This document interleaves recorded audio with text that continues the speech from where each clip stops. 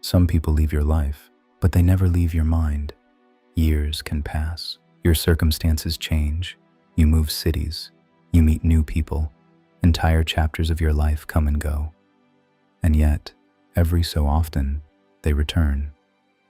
Not physically, not through a message or a phone call. They return as a thought, a memory, a feeling, a name that suddenly appears in your mind for no apparent reason. Sometimes it's triggered by a song, sometimes by a place, sometimes by nothing at all. You could be living an ordinary day when suddenly you remember them, and for a moment they're there again. Not in front of you, but somewhere inside you. It's strange when you think about it. There are people you spent years with who eventually faded from memory. And then there are people who occupied only a brief chapter of your life, yet remain with you for decades. Why? What makes one person disappear while another becomes permanent? Most people assume the answer is simple.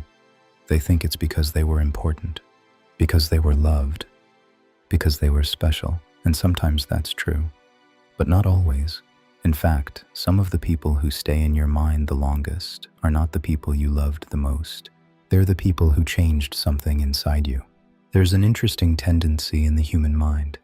We don't remember events based purely on duration. We remember them based on meaning. A single conversation can stay with you longer than an entire year. A brief encounter can leave a deeper mark than a long relationship. Because the mind is not a recorder, it's an interpreter. It doesn't store everything equally. It holds on to what feels significant, and significance is often emotional. That's why certain people remain, not because they were present for a long time, but because something about them became attached to a deeper part of your story. Sometimes they represent a version of yourself you can no longer access, the person you were when you met them, the dreams you had, the possibilities you believed in. When you remember them, you're not only remembering who they were, you're remembering who you were, and sometimes that's what keeps the memory alive. Because people become containers, they hold entire chapters of our identity. When they leave, those chapters don't disappear. They're simply stored away. And every now and then, the mind opens the box again, not because it misses the person, because it's searching for something inside the memory, something unfinished. This idea of unfinished things is important. The human mind struggles with incompletion. Psychologists have long observed that unfinished experiences often remain more vivid than completed ones. Questions without answers, conversations without endings, relationships without closure. The mind keeps returning to them because it wants resolution. It wants the story to make sense. But life rarely provides perfect endings. People disappear, circumstances change, opportunities vanish.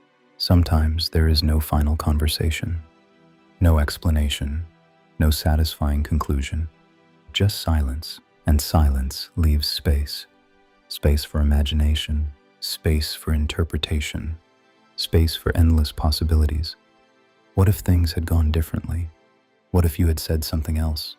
What if they had stayed? What if you had stayed? These questions create a kind of psychological gravity. The mind circles them, not because answers exist, but because uncertainty remains. And uncertainty is difficult to let go of. But there's another reason certain people stay in our minds. A deeper reason. Sometimes people become symbols. We stop remembering who they actually were and begin remembering what they represented. A person may come to symbolize freedom, or youth, or ambition, or belonging, or a path not taken.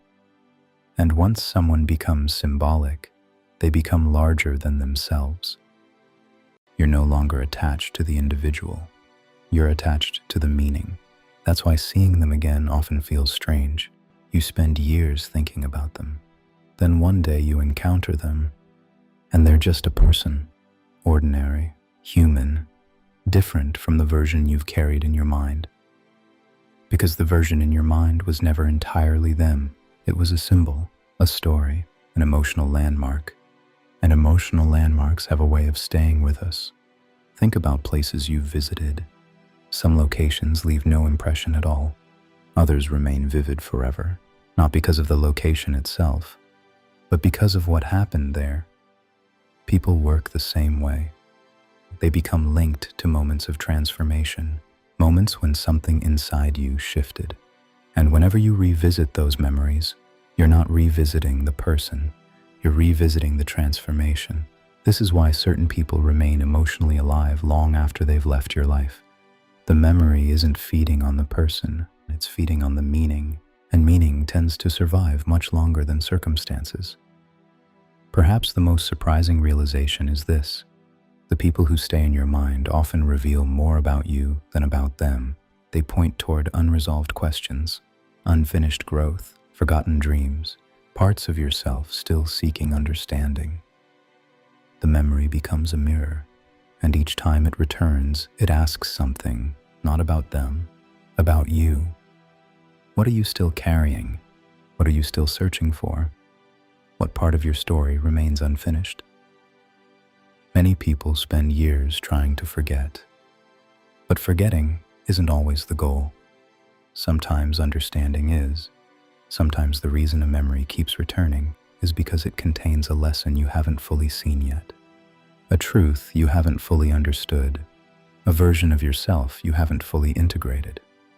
The memory persists because it still has something to teach, and once you learn it, something changes. The grip weakens, the emotional charge fades.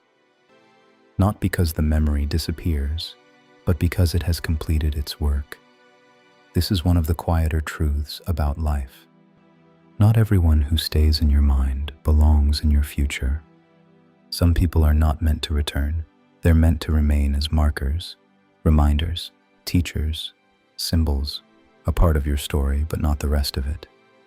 And perhaps that's why they stay, not to pull you backward, but to help you understand how far you've come. Because sometimes the people we remember most are not the people we need.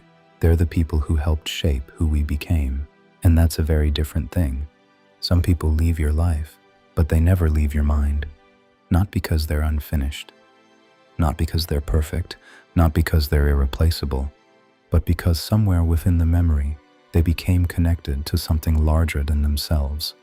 A lesson, a transformation, a chapter, a version of you.